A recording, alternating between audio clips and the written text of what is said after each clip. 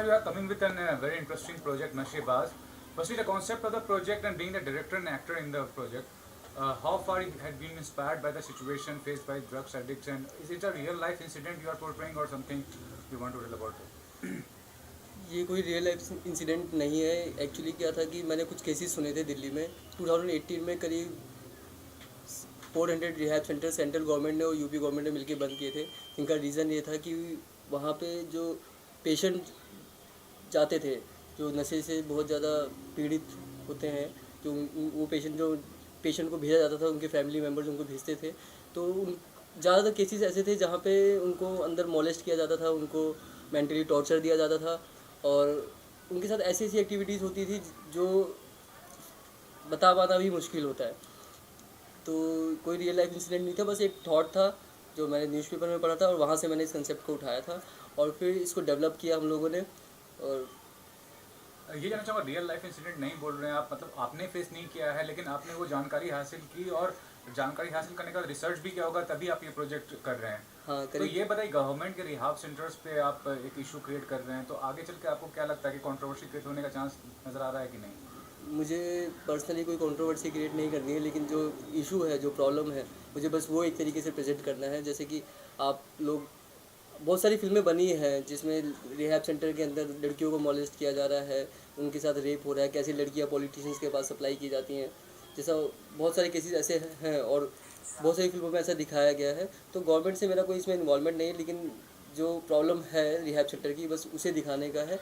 ऐसा नहीं कि सारे रिहैब सेंटर बेकार होते हैं, लेकिन जो प्राइवेट अथॉरिटीज़ रिहैब सेंटर खोलती है गवर्नमेंट का अप्रूवल लेके, तो कुछ नहीं, ज़्यादातर रिहैब सेंटर में ऐसी प्रॉब्लम्स आती हैं। आपका जो टॉपिक है ये गर्ल्स के बजाय बॉय पे केंद्रित है। उसमें आप जो आपका सब्जेक्ट है वो कहीं ना कहीं एक जो छुपी हुई बात है उसको उजागर कर रही है। तो फिल्म आने के बाद समाज पे क्या प्रभाव पड़ेगा इसका?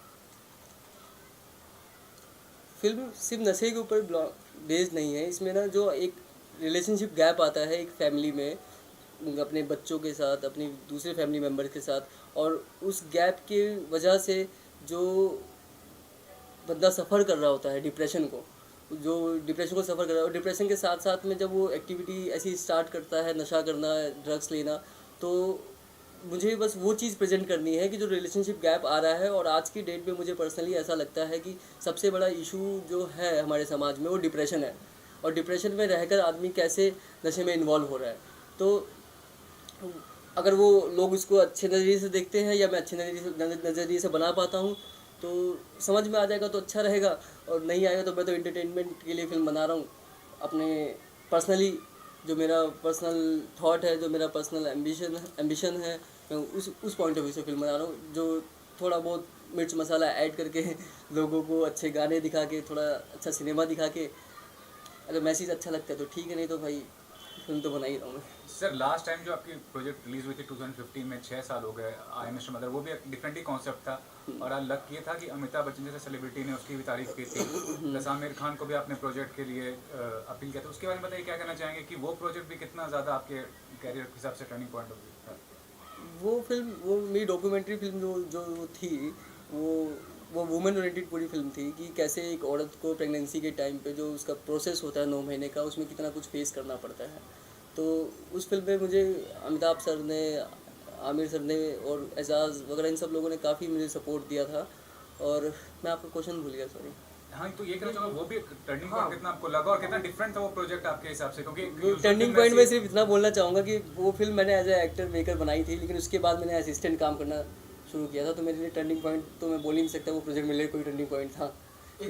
Start in the industry. हाँ, नीरज, आपके पास जब ये प्रोजेक्ट लेके गैब्रियल आया, who met you first? Neeraj आप पहले मिले या गैब्रियल? आप बताना चाहेंगे आप कैसे नीरज तक पहुंचे?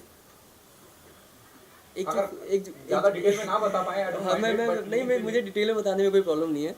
तो एक जो फिल्म मेकर होता है उसके लिए सबसे ज़रूरी चीज़ होती है सिनेमा में फाइनेंस और प्रोड्यूसर। अगर प्रोड्यूसर नहीं तो फिल्म मेकर का थॉट आप पहुंचा ही नहीं सकते। आप मुंह से बता के आप फिल्म नहीं बता सकते, सुना सकते किसी को, और ना ही लोग सुनेंगे फिल्म को। तो एक खोज होती है एक मेकर की कि वो प्रोड्यूसर ढूंढ के लाए, और वो खोज मेरी जो 5-6 साल की थी वो नीरज जी के पास पहुँच के ख़त्म हुई। नीरज जी, क्या आपको लगा? यू सेड यस, हाँ यार चल, I will back you. when Gabriel had a conversation with Gitanjali regarding the role of psychiatrist in this movie.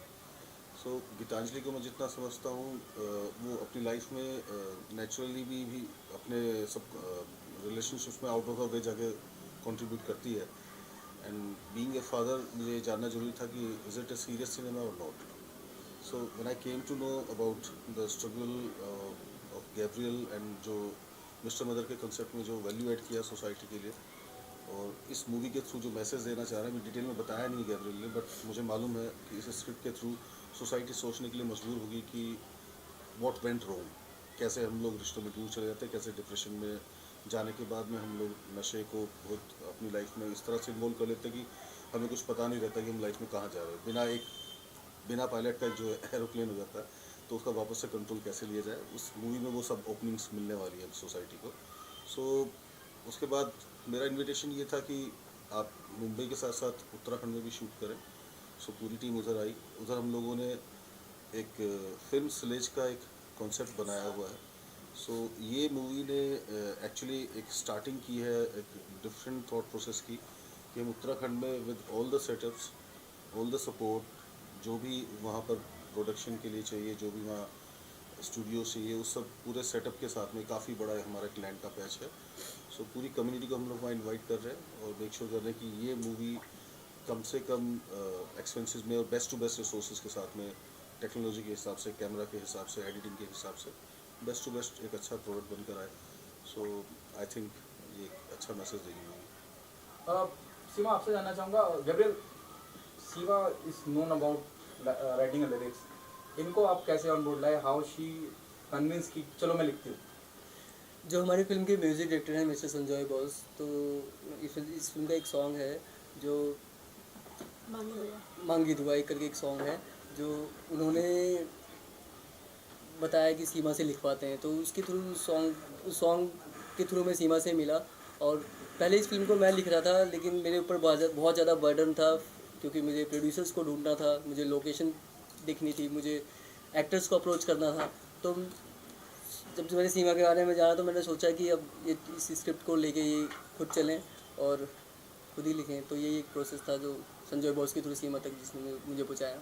बाकी होता ये था कि जब हम लोग डिस्कस कर, जैसे ये फिल्म के गानों के लिए जब हम लोग डिस्कस करते थे, जैसे आप डिस्कस करते थे सीन्स के बारे में, हम लोग जब डिस्कस करते थे कि जो एक गाना है मांगी दुआ हमारा, तो जब ये सीन सुनाते थे, स्टोरी इनका है, तो बहुत अच्छा लगता था. और कुछ मेरे इनपुट मैं भी बोलती थी कि यार ऐसा करते हैं ऐसा करते हैं. तो इंटरेस्ट आ चुका था मुझे स्टोरी में. और फिर अच्छी बात ये है कि इन्होंने ऑफ़र किया और मैं लिख रही हूँ. Gabriel, you being part of the film industry, last year आपने देखा कि कितना बड़ा एक न्यूज़ सिर्फ ड्रग्स को लेकर ही चल रहा था. एक नेगेटिव इन्वायरमेंट था, काफ़ी सारे सेलिब्रिटीज़ को बुलाया गया, क्वेश्चन किया गया. Even Sushant Singh case is also somehow related to drugs thing. तो how far do you think that issue is so deep, the problem is so deep, अगर फिल्म इंडस्ट्री की अगर बात करें खासकर? तो देखिए, जो पूरा ड्रग्स को लेके बॉलीवुड इंडस्ट्री में या कहीं पे भी कुछ जो चल रहा है, उसका इस फिल्म से लेना देना कुछ है नहीं. और सुशांत का मैं बहुत बड़ा फ़ैन रहा हूँ, तो मुझे उस तरफ जाना ही नहीं है. मतलब मैं कुछ बोलना चाहता हूँ उस बारे में. ये एक अलग स्टोरी है जो मैंने 5-6 साल पहले सोची थी, और जो इंडस्ट्री में जो हो रहा है वो एक अलग स्टोरी है जिसमें बहुत सारे पॉलिटिकल एजेंडास को मिलाया जा रहा है, या जो मोनोपोली है, जो नेपोटिज्म, जो फालतू की जो बातें हो रही हैं, वो अलग एक चीज़ है. ये अपना सब्जेक्ट अलग है, तो मैं उन सब चीज़ों के साथ इसको रिलेट नहीं करना चाहता. गैब्रियल, क्या आप मानते हैं नेपोटिज्म है? नहीं, बिल्कुल नहीं.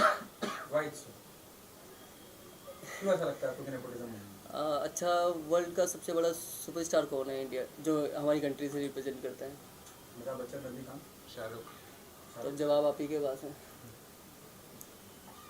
और हम लोग भी काम कर रहे हैं, तो जवाब आपके पास है.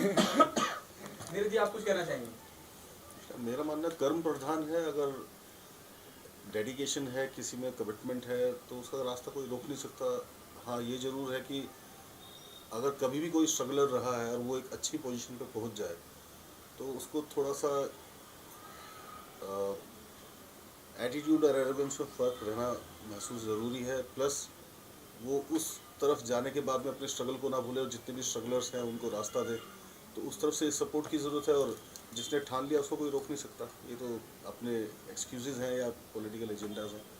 इंडस्ट्री ने बहुत लोगों को रोज़गार दिया है, एक से एक आर्टिस्ट क्रिएट किया है, लोगों को अपने जो भी इमोशंस हैं या जो थॉट्स हैं वो मासेस में लोगों की लाइफ पे मेकिंग ए डिफरेंस का एक काम किया है। बॉलीवुड का सिनेमा वो सिनेमा अब नहीं रह गया। इतनी क्वालिटी मूवीज़ आ रही हैं ओटीटी प्लेटफॉर्म पे और थिएटर में, इतने अच्छे अच्छे मैसेज दिए जा रहे हैं। एक फालतू मूवी आई थी, मैंने देखा, उसमें गाना था 4 बज गए अभी पार्टी बाकी है, लेकिन उस मूवी से जब बाहर निकलता है यूथ तो क्या मैसेज लेके निकलता है। राकेश ओम प्रकाश मेहरा जी ने इतनी अच्छी अच्छी मूवीज़ दी हैं। तो मेरा मानना है कि मेरा तो हेड्स ऑफ है बॉलीवुड को कि उन्होंने लोगों की ज़िंदगी में बहुत बदलाव भी किया। हर चीज़ के दोनों पहलू होते हैं, साइड इफ़ेक्ट्स भी होते हैं, लेकिन जिसको जो लेना होता है वो ले ही लेता है। राजीव जी, आप क्या कहना चाहेंगे? मैंने तो जब ये कहानी सुनी थी कि पूरी युवा वर्ग पे तो जो नशे में मतलब एकदम लिप्त है, तो उसके लिए एक समाज को भी मैसेज जाएगा एक अच्छा इसके थ्रू कि इसकी क्या नुकसान है। जो आजकल के बच्चे अभी स्कूल में जा रहे होते 10वीं 11वीं क्लास में होते हैं, नशे में लिप्त हो जाते हैं, तो उन लोगों को भी एक मैसेज जाएगा, उनके पेरेंट्स को भी जाएगा कि क्या देखना चाहिए, क्या इन पर सावधानियाँ बरतनी चाहिए। ये सारी चीज़ें हैं जो बाकी फिल्म बहुत अच्छी स्क्रिप्ट है। जब कहानी सुनी तो मैं पूरा इंटरेस्टेड हूँ इसमें, पूरा खोया हुआ हूँ अभी जब तक प्रोजेक्ट चल रहा है।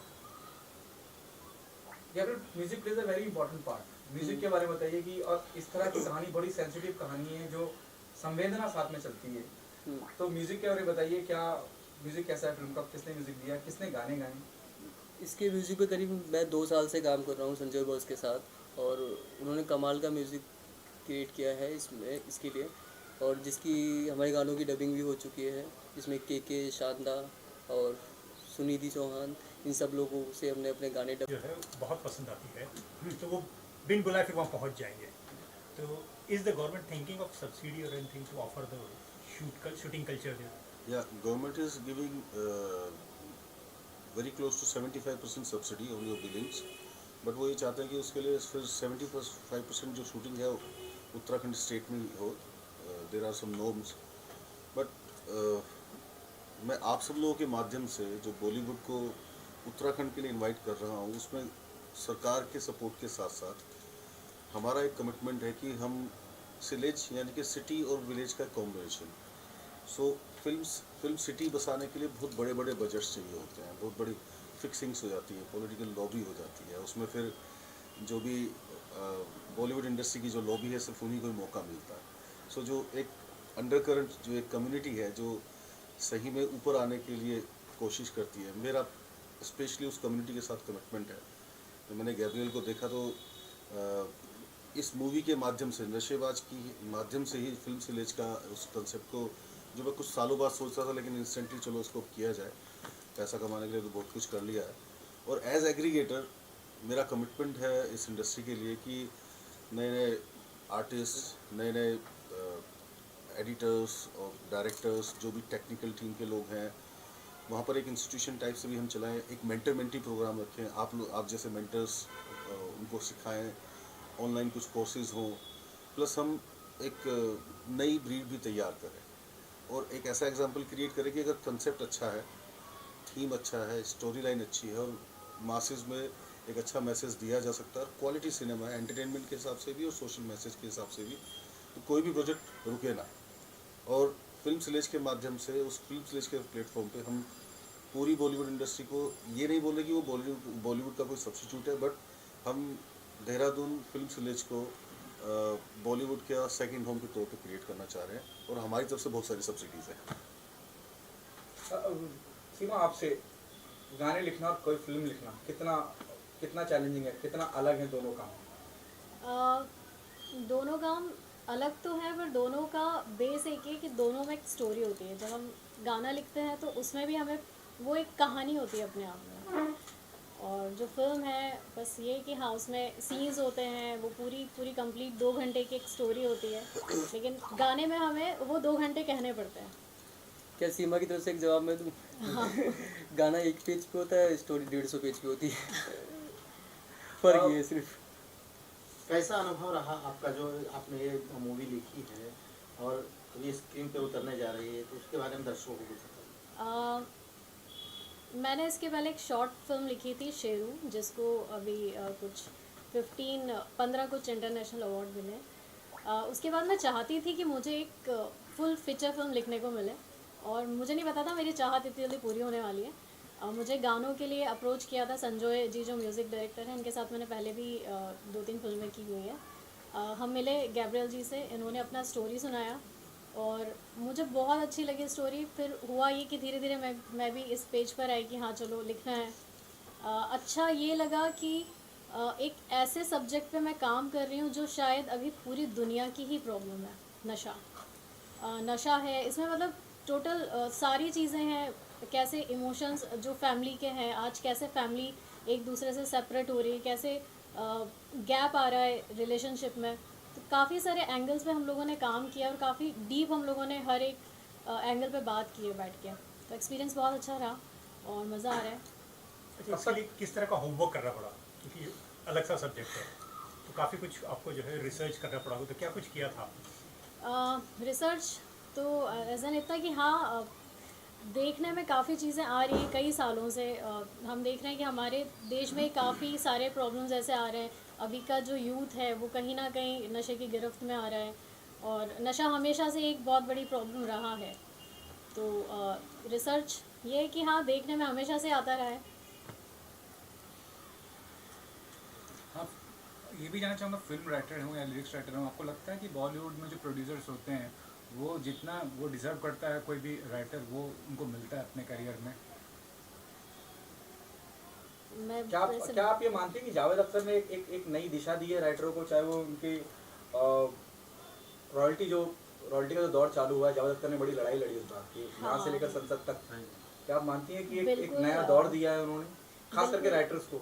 और वो हमेशा कहते हैं जावेद साहब की एक राइटर जो स्लीपर पहन के और झोला लेके घूमता है वो किसी भी बड़े स्टार से कम नहीं है। मैं आपको बताऊं 2013 में मुझे पहली बार नवाजा गया था रेडियो मिर्ची अवार्ड से। तब जावेद साहब ही थे जिन्होंने मुझे ये कहा था कि बेटा बहुत दूर तक जाना है।